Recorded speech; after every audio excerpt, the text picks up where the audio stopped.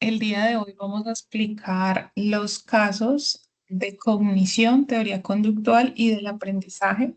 Básicamente en este trabajo teníamos que evaluar dos casos. El caso número uno, que era una conducta que consideramos cognitiva compleja, y el caso número dos, que era una conducta problema de la especie que nosotros escogiéramos. Para este caso nosotros escogimos aves, exactamente gallinas reproductoras de línea liviana. Entonces, dentro del primer caso tenemos el caso uno, que es un lote de gallinas reproductoras de la línea liviana, criados en galpón bajo condiciones abiertas y recreadas en un galpón de ambiente controlado con temperatura promedio de 24 grados centígrados y humedad de 75, con manejo de luces de 25, intensidad lumínica y fotoperiodo controlado de 16 horas, alimentados a voluntad con estimulación por encendido de línea de comedero cada 45 minutos en promedio, con comederos de canal y bebederos de niple y con parámetros productivos eficientes. Este lote a las 55 semanas debe realizarse un traslado hacia un galpón abierto con una variación de las temperaturas, es decir, que ya pasamos con una temperatura de humedad promedio ambiental de 30 grados centígrados y 75-80%, sin el manejo de la intensidad lumínica y con un fotoperiodo a disposición ambiental. Igual se sigue alimentando a voluntad con una estimulación por encendido de línea de comedero cada 45 minutos en promedio, pero con un cambio en el bebedero, porque ya no es bebedero de niple, sino del campana. Al realizar este traslado, las aves se mezclaron y fueron recibidas con aves de la misma edad que habían compartido el periodo de cría, pero estas habían sido recriadas en este galpón en ambiente abierto desde la semana 11. El día después del traslado se empieza a observar las siguientes conductas en las aves que habían sido recreadas en galpón de ambiente controlado. Principalmente se dio un agrupamiento específico entre las aves del grupo de recreadas en el galpón automático y adicional se da una agresividad por parte de las aves receptoras criadas en el galpón abierto. Ya para explicar un poco de la ontogenia de esta conducta, tenemos que tener en cuenta que al realizar el cambio se generó una alteración de varios factores ontogénicos asociados a las interacciones con el ambiente y social, lo cual trajo consigo cambios en las conductas de las gallinas tanto del galpón abierto como del galpón cerrado. Dentro de los primeros que tenemos es un cambio ambiental brusco, pues las aves de ambiente controlado no estaban adaptadas a estímulos naturales, es decir, no contaban con variaciones de luz, temperatura y humedad durante su crecimiento. Estaban bajo condiciones de ambiente controlado, lo que favorecía y fomentaba comportamientos de mayor tranquilidad y rutinas que durante el traslado se vieron afectadas generando un estrés adaptativo. También tenemos que se dio un cambio en las estructuras sociales, jerárquicas o de reconocimiento social. Dentro de lo que pudimos analizar y en la investigación de las referencias bibliográficas que hicimos, nos dimos cuenta que las aves sí establecen grupos sociales jerárquicos determinados. Como las aves del galpón de ambiente controlado tenían mayor disposición de recursos como el agua al ser bebedero de niple y menos cambios bruscos ambientales, empezaron durante su recría a generar comportamientos de mayor tranquilidad y vínculos sociales más estables. En cuanto a las aves receptoras, al estar acostumbradas a competir un poco más por recursos como el agua y a los constantes cambios ambientales, fueron generando mecanismos de defensa territoriales mucho más marcados y reafirmaciones de jerarquía mucho más fuertes. Por último, tenemos la limitación en la plasticidad conductual por la edad.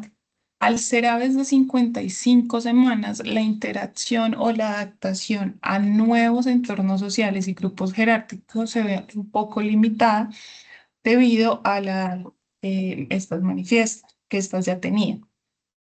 Entonces, para explicar un poco las teorías de aprendizaje y cómo ese nuevo comportamiento se fue adquiriendo, pues tenemos el aprendizaje cognitivo. que es decir, que desde el aprendizaje cognitivo las aves elaboran mapas mentales de su entorno, reconociendo los espacios, los miembros del grupo y las rutinas. Es decir, que las aves del galpón automático ya tenían construido su modelo cognitivo de manera estable, con un entorno social, un entorno ambiental predecible y socialmente seguro. Estaban en su zona de confort. Cuando fueron trasladadas, movimos o desagrupamos su esquema cognitivo y lo desorganizamos, y la conducta de agrupamiento entre sí fue la única manera que ellos encontraron para mantener esa orientación y sensación de seguridad. Es decir, que por esto se daba ese agrupamiento de aves de la misma recría cuando se realizó el movimiento de galpones. Como aprendizaje cognitivo, también encontramos que las aves del galpón de ambiente controlado fueron aprendiendo a tomar agua de los beberos de niple, con base también en la imitación de las otras aves. Dentro del condicionamiento clásico, pues tenemos que las gallinas del galpón automático aprendieron a asociar el sonido de diferentes estímulos con mejoras en el ambiente.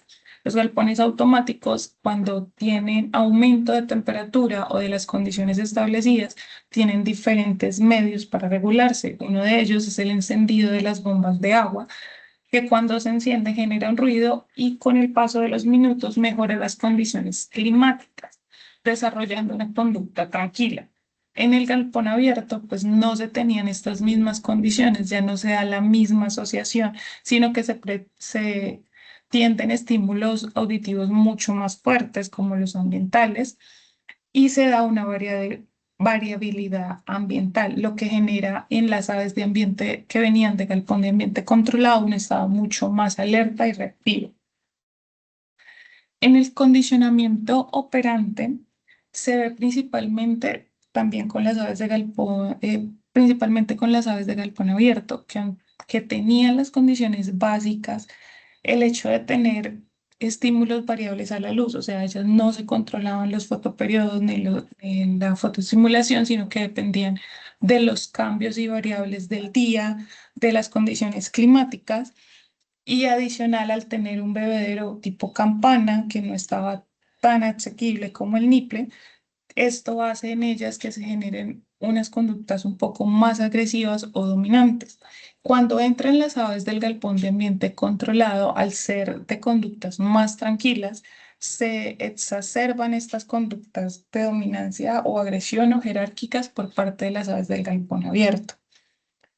Eh, en cuanto a las aves del galpón automático, pues se refuerza su comportamiento pasivo al simplemente segregarse y aislarse.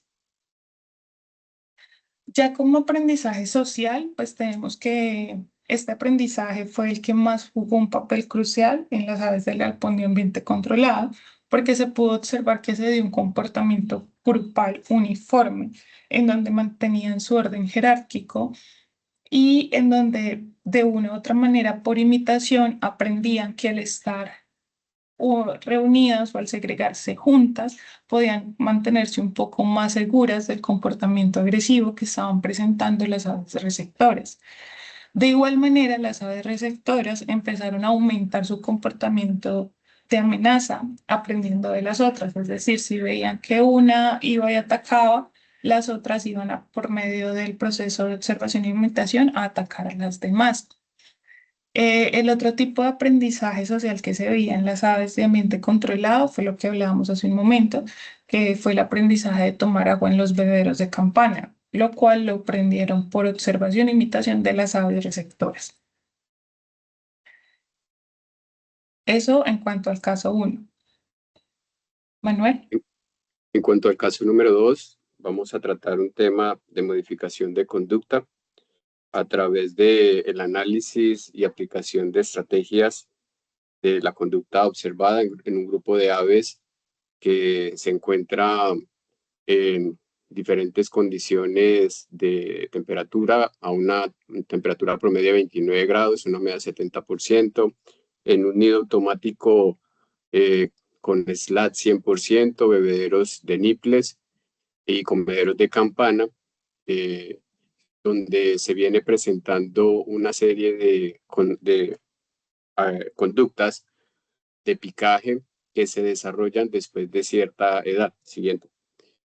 Estas conductas sabemos que el picaje es un estereotipo, el picaje de las aves es una conducta estereotipiada que se genera de diversos factores, que puede provenir de diversos factores, es multifactorial, no necesariamente está asociada a la presencia de un factor único, sino es la interacción de cada uno de estos factores. Entonces empezamos a observar un grupo de aves que después de un alto rendimiento productivo, alrededor de la semana 50, empieza a presentar problemas de picaje y mortalidades alta por consecuencia de picaje y posibles segundas contaminaciones internas y septicemia generalizada a consecuencia de las heridas que se generan en los oviductos en la zona oropigial, y pues el animal va perdiendo su condición física, su salud, y al final termina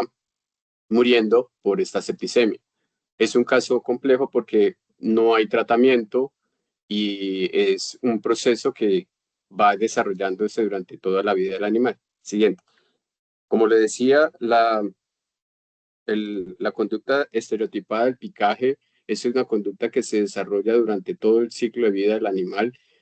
Inclusive podemos tener unos estímulos neutros que se pueden observar en aves muy pequeñas durante el proceso del cambio de plumas, donde consideramos que el cambio de pluma es un estímulo neutro sin generar ningún tipo de respuesta, pero en algunas aves que presentan u observan los cañones de las plumas de los otros animales pueden desarrollar un estímulo incondicionado con su picaje y generar una respuesta incondicionada con el sangrado o la herida en la piel de la compañera. Esto también puede pasar en las mismas aves, ellas mismas pueden autolesionarse por el cambio de las plumas, que consideramos dentro de su comportamiento, conducta natural. El ave se rasca, se pica, siendo un estímulo condicionado por el picaje propio que el ave tiende a tener, y pues después genera una respuesta incondicionada que es la herida y la satisfacción que le empieza a generar el animal. Hay diferentes factores que pueden estar asociados a estas conductas, entre ellos los factores ambientales como la temperatura, la humedad. Aves de muy temprana edad que están en altas condiciones de altas temperaturas, en ambientes muy, muy agresivos, pueden generar este tipo de estereotipias, desarrollar este tipo de estereotipias, dado su condición innata de tendencia a picarse o a picar en general. Entonces podemos observar que también algunas líneas genéticas tienden a tener mayor eh,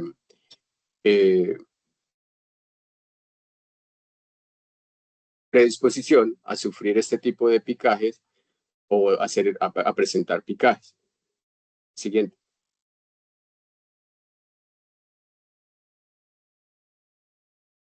Este picaje que se puede generar al inicio de la vida de los animales se va a desarrollar y queda activo en su aprendizaje como pollita o pollona a las diferentes edades de vida, resultado en muchas ocasiones de factores o estímulos neutros, como lo mencionábamos, el cambio de la pluma, que es propio de las aves, que se dan en 3 edades diferentes de los animales, y que en su condición de ave picar, de su conducta normal, ella pica y puede generar este gusto por la sangre y la afección de la satisfacción, perdón, una respuesta condicionada que genera esta satisfacción de picar y tener la sensación de lograr satisfacer en su propio animal la necesidad de picar algo, con la consecuencia de que este tipo de de conductas estereotipadas pues generan la mortalidad en el otro animal. En muchas ocasiones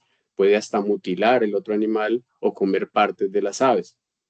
Como lo decía, esto es una sumatoria de diversos factores que entre ellos podemos resaltar la intensidad de luz, los programas de luz con intensidades muy altas, los ambientes hostiles con temperaturas, humedades que van en contra del confort de los animales y van generando estas sensaciones, estas condiciones de difícil estrés, de alto estrés para los animales que van generando este tipo de conductas condicionadas que van a tratar de buscar una respuesta como el alivio de la necesidad de picarse bajo un estímulo condicionado por algún tipo de malestar, por algún tipo de herida o sensación de alivio por picotearse ella misma o quitarle la pluma a la otra persona. Este tipo de respuestas condicionadas pues van a estar muy asociadas a que estas están en su estereotipias cuando las aves siente estos niveles de estrés, se siente aburridas o tiene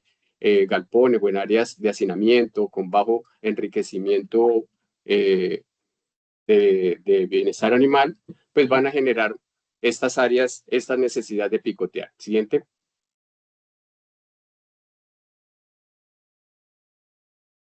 Entonces, hablamos un poco de algunos ejemplos de estímulo natural, cuando por ejemplo el ave cambia de pluma, el ave tiende un estímulo condicionado que va a picarse y la respuesta es la satisfacción de picarse ella misma o picar a la otra persona, generando una lesión y desarrollando unas estereotipias que pueden desarrollar problemas de altas mortalidades o problemas productivos, inclusive llevar a la muerte, como lo mencioné en aquellos animales que ya esta estereotipia se desarrolla a nivel de canibalismo en alto nivel. Siguiente. Entonces vamos a hablar de algunas de las estrategias que nosotros podemos implementar para mejorar este tipo de conductas en los animales. Para ello debemos hacer una visión holística de diferentes aspectos multifactoriales porque cada uno va a ir sumando. Realmente desarrollar estrategias científicas o basadas en argumentos científicos ha sido un poco difícil, puesto que el análisis siempre va a estar muy enfocado a la parte productiva y poco a la parte conductual. Entonces aquí nosotros vamos a buscar hacer un análisis de todos los diferentes aspectos de una visión holística, donde vamos a empezar por el espacio y el enriquecimiento, el monitoreo del comportamiento y posteriormente manejo de las dietas.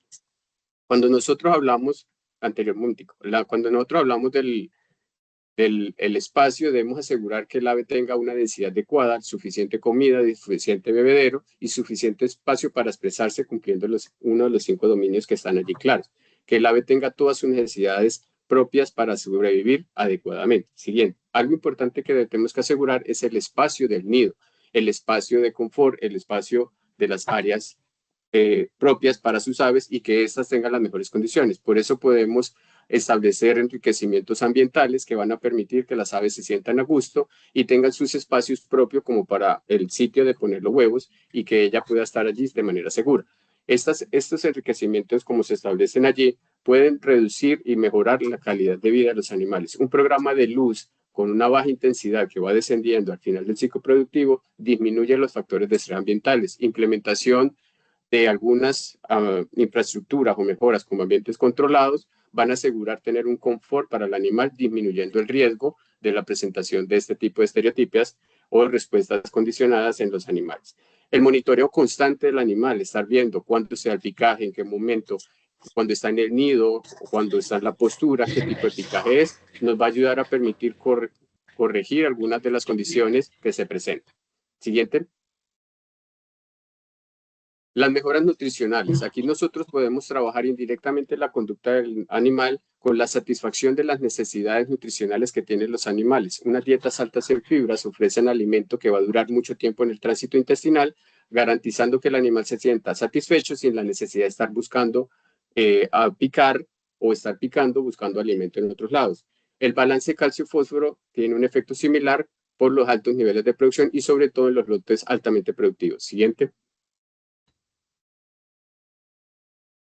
Entonces, cuando hablamos de todo lo que es la conducta, debemos analizar un multifactorial que puede ir sumando en diferentes factores y lograr reducir. La mejor manera de evitar el picaje es desde el levante con mejoras en los galpones en todas las áreas y en cada una de las etapas de acuerdo a la necesidad de los animales. Muchas gracias.